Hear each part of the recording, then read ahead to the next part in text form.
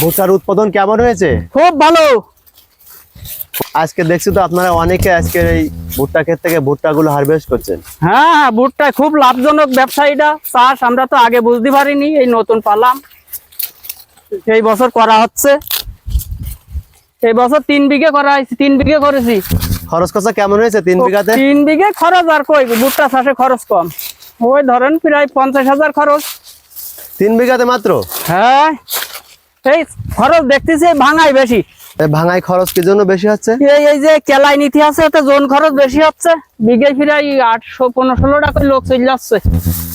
আচ্ছা, এক বিঘাতে খরচ খরচা বাদ দিয়ে কেমন অর্থ উপার্জন করেন আপনারা?